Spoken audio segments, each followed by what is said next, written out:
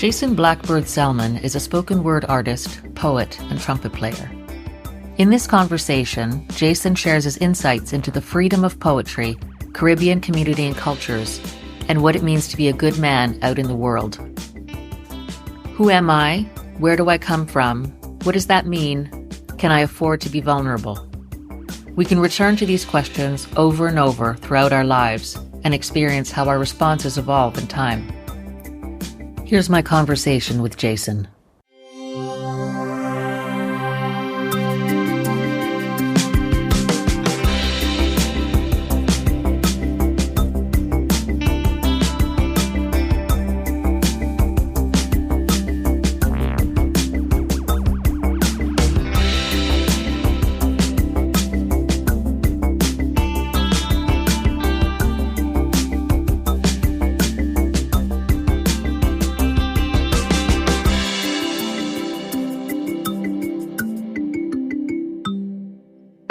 I'm going to do something a little bit different. I'm going to start by asking you why you decided to talk with me today about vulnerability in life and art.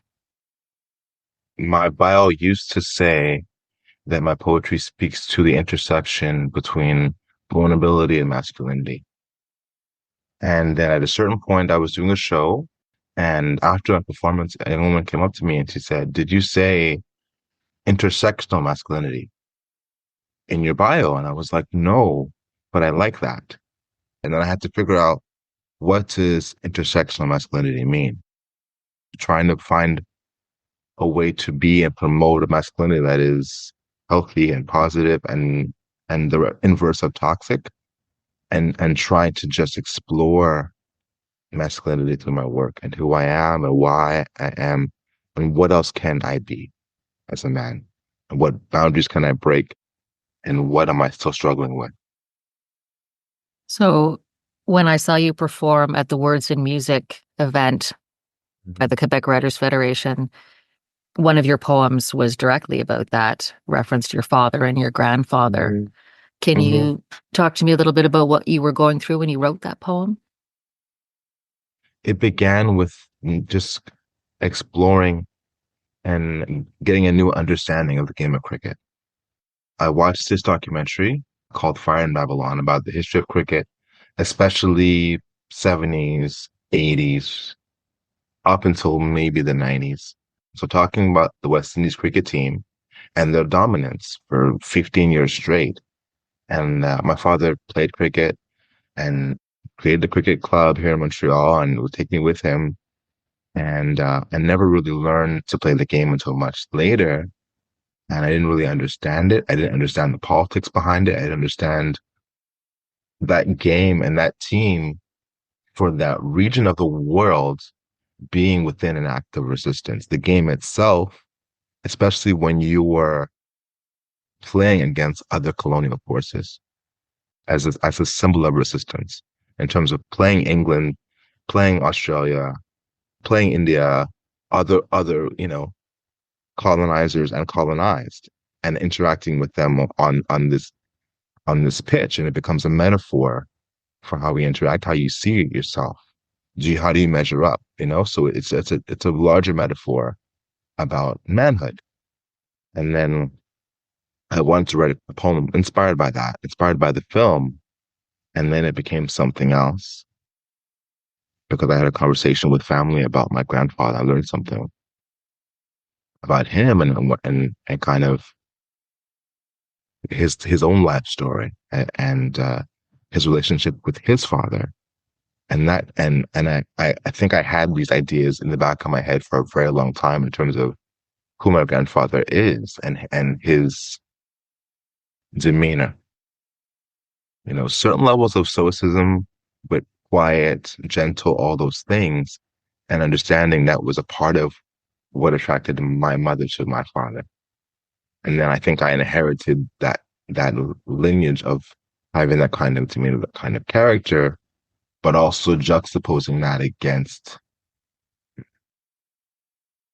the demeanor, the bravado of what cricket can be, what it can mean to be a Caribbean man. What are the expectations and how my father, grandfather went against those expectations, and how do I struggle within those boundaries of am I going to be like them or am I going to be like, you know, the other men who I was around as a child within the arena of the cricket field. So, can I ask where your grandfather and your father and you grew up in terms of how you relate to that sport and the Caribbean community? My father was born in Barbados and came in 1967 during Expo 67, came for school and then never went back. And my sent for my mom and they got married a little bit later after she joined him. And then my grandfather also born in Barbados. So that's my connection to the West Indies cricket team and to the region as a whole. So I was born here. My mother also from Barbados. My parents grew up together in a small village in Barbados. So they knew each other. My aunts and uncles on both sides of the family grew up together, all went to the same church. My grandparents on both sides are buried in the same cemetery. It's a very kind of close, tight-knit community. And I think, the community of Montreal is an extension of that. I guess that, yeah, I was curious when you were describing it because I was wondering if the different countries in which, or the time you spent in different countries would affect the cultural considerations of what it is to be Well, a I man. think I think part of the team as well is when you say West Indies, it is the team and the region, it's an agglomeration of a lot of different things, right? So that team, they're all coming from different islands that have different ways of being, different ways of seeing the world, different characteristics. I think we have a certain view of what the Caribbean is, or at least Anglophone Caribbean is, in terms of the dominance of Jamaican culture. That is its own juggernaut, for better, for worse. In a lot of ways, what they've been able to do and who they are is incredible. Their imprint on culture in the region and globally is amazing. Beyond the Marley family, what they've been able to generate as a small island, which is much bigger than a lot of other islands, but still relatively small, is amazing. But every other island is special in its own way because they have their own characteristics, their own character. And when you put them all together, you see those things that, Barbadians are not like Trinidadians or Antiguans, but we have a lot of commonalities that are born of being, taken from the same region of Western Africa and being colonized by the same colonizers, kind of in succession or in different successions between islands that were English speaking became French dominated, et cetera, or vice versa. And how that mix between all of those things, East Asian communities, all the different lineages and histories that have been all coming together, having to find a way to coexist in Montreal and around the diaspora and on a cricket team. I wanted to ask, but I don't think it's just kind of a stupid question, but like Canada isn't a monoculture, Mm, but I don't know how it feels to come from a strong cultural background from another place. 'Cause I'm a huge mix of things and I was born here, so I don't relate to a particular culture from a different place or a mm. different country. How does the Canadian or growing up in Montreal experience influence you? Oh, actually, I want to ask as a man and as an artist. Um, I don't see Canada as a monoculture. I don't. Um, I see it as oh, one culture beside or overlaying over another and another and another and another. And at the very base of that is just, you know, the indigenous roots of where we are. And trying to remember that. And at least we're at a point in time where that is spoken. If it's not acted on, at least it's spoken, which is a step in the right direction, but it doesn't make up for the atrocities that have happened on this land. But on top of that, there's generations and generations of colonization and migration And I think, to answer your question, I hope to answer your question, I think being in Montreal, I grew up within something that was almost monolithic. I want to say that I'm talking about the Caribbean community, where my existence at home and community life was very Caribbean and monolithic in that way, where people were from different islands and whatever, but my parents, their friends, aunts, uncles, it's all Caribbean, and there's diversity in that, but there's still a general understanding of who this and what this culture is. And then my school experiences was kind of the inverse of that, where I'm the one or two or three Black kid in my class in elementary school, high school, Cégep University. And I think at a certain point, I had to come to terms with them. And I think a big part of that awakening for me was going back to Barbados for the third time when I was 16 and really seeing I, the monolith of Afro Barbadian life. So Barbados is very African and monolithic in that way. Not to say there is not, a long-standing Asian community or Jewish community. All those things are there, but by and large, it's pretty African and Black. And I think I looked around and I saw that. I saw that people in different walks of life, different strata, were Black. Whether it's the banker or the lawyer, the politician, everyone is Black, and you can see Black power manifest itself. And then I came home that summer, and I think the level of whiteness or lack of strong presence of Black culture and energy in the public space hit me for the first time. Where I think it just was what it was, and you felt it and you knew, but you kind of ignored it or suppressed it, or you just wasn't thinking about it on a daily basis because you're trying to go about your life. And then coming back home at that point in time, I'm like, wow, this country is much more whiter than I remember, that I noticed before. I noticed it for the first time. And then that made me say, where do I fit in this city that I was born in? I spent my whole life here. And then what does it mean to be Black in Montreal? And I think I began to ask those questions to myself from that time as a student, as a writer, as an author, as an artist, and try to um, pontificate on those things. So what does that mean? And where do I fit in? And is there one Blackness? And as time went on, the great thing about being an artist is that I get to meet more and more and more people from all over and get a greater sense of the just diaspora of Blackness in Montreal beyond the West Indian community, whether it's African or Haitian or, you know, African American transplants, those things that I didn't grow up with, or, Nova Scotia, all those things that were here all along I was not in direct contact with, those shaped later on who I was and shaped how I positioned myself in the city. And how does that show through in your poetry? We talked about that poem earlier, but in general in your poetry. I think I'm asking who I am, where I come from, what does that mean? Do I have to go with the status quo?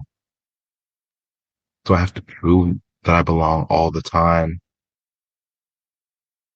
Can I be vulnerable? Can I afford to be vulnerable? I think that's also the major question of that poem,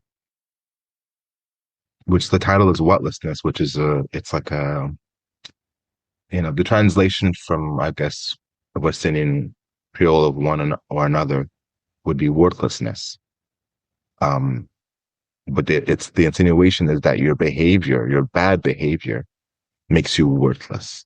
That's one interpretation of it.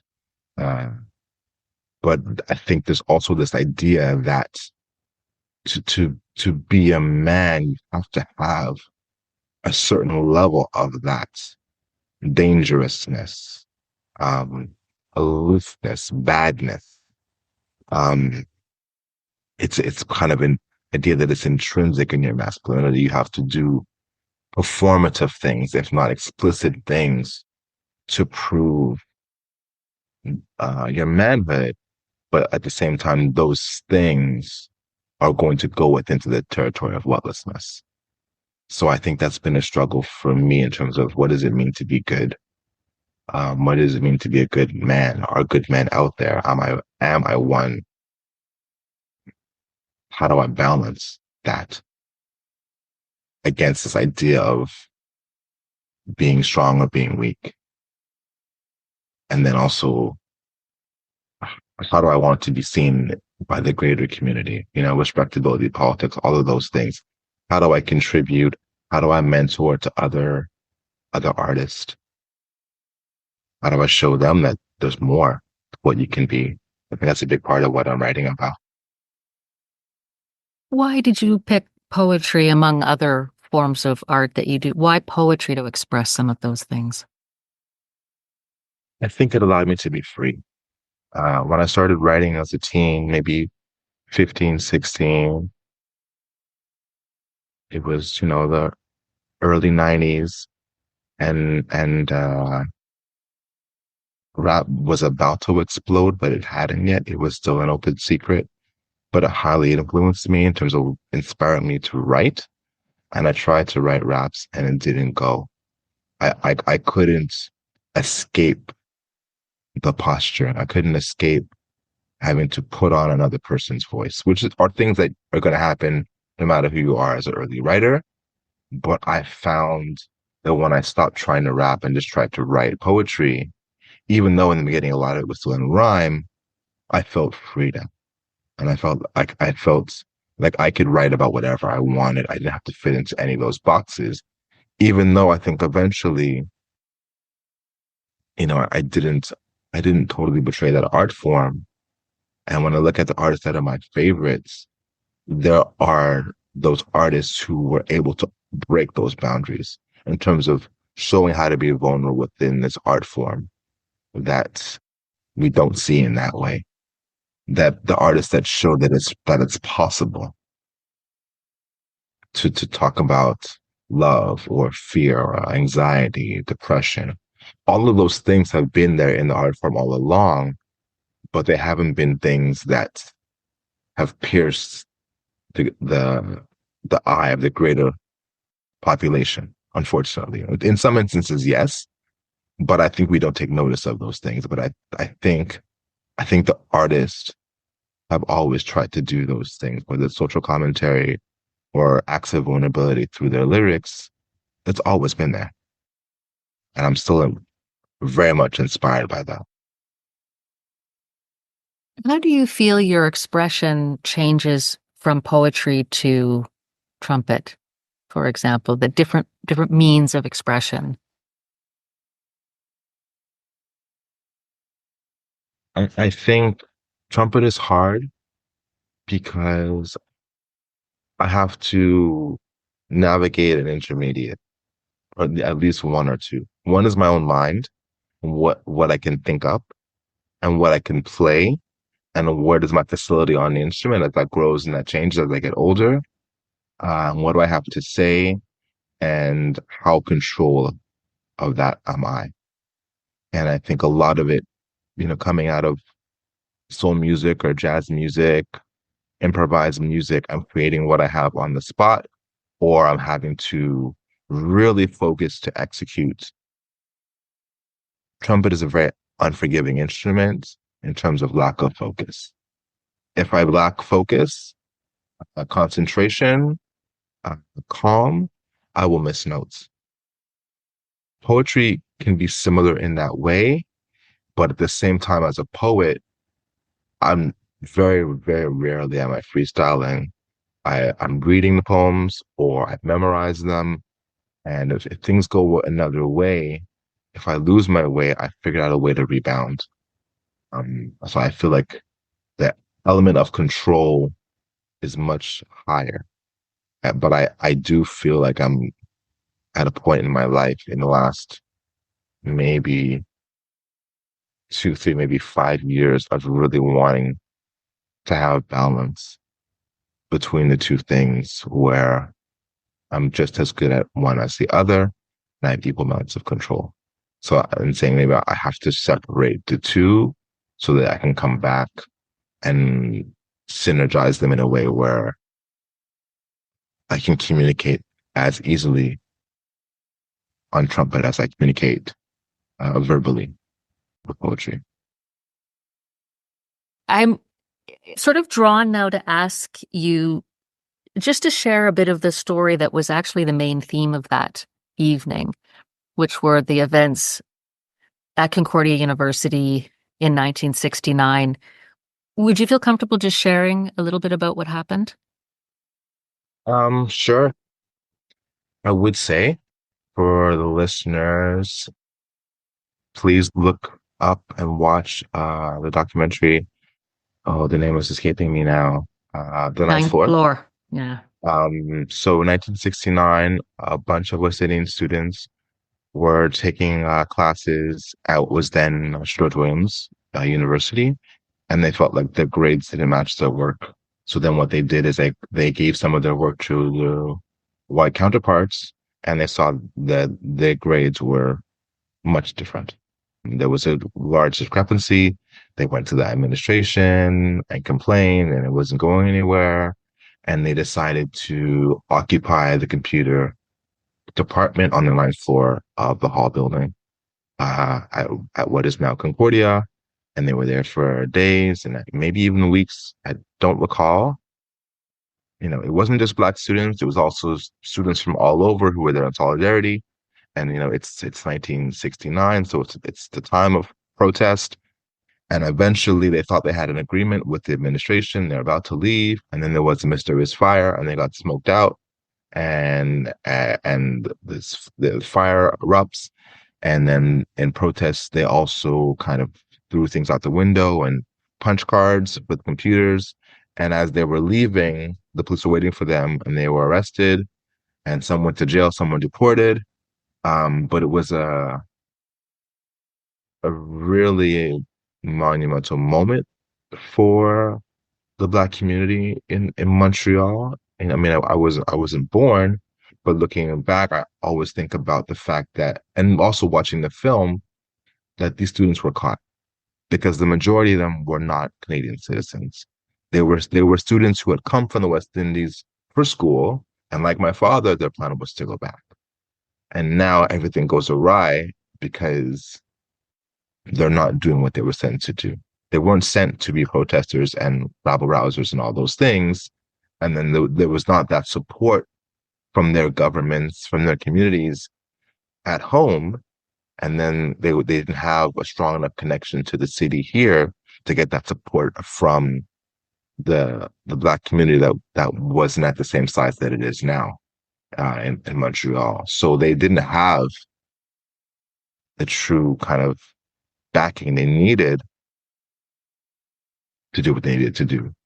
So they were caught, and I mean, some of them went on to do great things regardless. Rosie Douglas ended up being the head of state or prime minister or premier, I'm not sure, prime minister or president of Grenada. Ann Cools became one of the longest sitting senators in the Canadian Senate. But others, it was really traumatic for them to just, be in the smoke and people yelling and screaming, let them burn. So it always really struck me, that idea of being caught between a rock and a hard place, of trying to stand up for yourself in this era of protest and not having enough. Not to say that there wasn't any community support, there was, but at the same time, they were kind of left on a ledge. So I'm just going to say, I mean, I feel like, well, I'm going to say two things, but one is I feel like the community, the broader community, continues to be ignorant of Mm. what happened. I hadn't heard of it. I was born then. I went to school at Concordia. I didn't know the story. And I've been asking different people. They don't know the story. I asked one friend today. Thankfully, she knew of the story. Mm. And what was incredibly powerful was of the three performers, you each touched on the theme of the themes behind that story in different ways. The events live on in people, and people Mhm. keep them alive. And I just thought that as generations go by, to see that much powerful presence was really incredible. What would you generally say about what your art reveals about you as a person? There are poems that I write that are for myself that I share with no one. There are poems I will write, share with, you know, my wife and close friends, and that's it.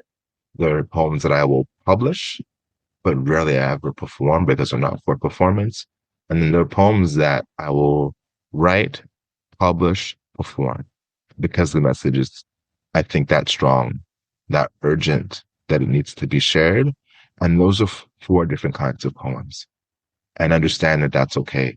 That some is for you, some is for your close friends, some is for, you know, the page, and some are for the stage. And some are a mix of all those things to a certain degree. Oh, it's interesting because I spoke with a playwright and she talked about the circles of intimacy and it was very similar. It's what you keep for yourself, and having the Yeah. discernment to make those choices is not always, it's not always obvious. Sometimes you can mess up those boundaries and put things in the wrong No, bucket.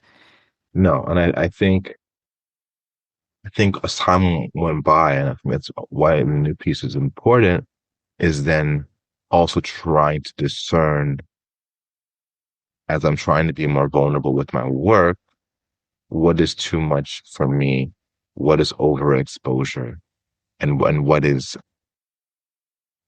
self-indulgent, because that can happen. I think maybe when I was younger, and it's still possible to say, you know, why am I reading this poem? What is it about? What is the trigger in me? What will the trigger in others? Is now the right time? You know, I think I'm always trying to push myself to be more personal and to take chances and really get to the roots of not just what masculinity is, but why. You know, I think there are a lot of boundaries that are imposed that are cultural, that are, you know, have to do with culture and class and immigration, all these different things, and feeling left out and feeling like having to reimpose your will or take up space in a world that tries to crush you.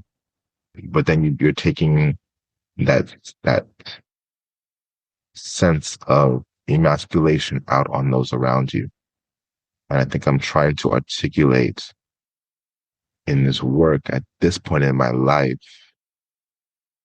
what are the other avenues? What else can I do? How else can I find channels for that other frustration or, you know, all the emotions and anxiety? How can I manage those things in a way that is not going to damage me, my family, the ones that you know, that I care about? If you're interested in learning more about Jason and his work, you can check out his Instagram at jason.b.selman. You can also look for his writings, which include The Freedom I Stole, published by Cumulus Press, and Africa as a Dream That Travels Through My Heart, published by Howl. And be sure to check out the documentary Ninth Floor on nfb.ca to learn more about the events that occurred after a group of Caribbean students studying at Concordia University, which was then called Sir George Williams, accused their professor of racism.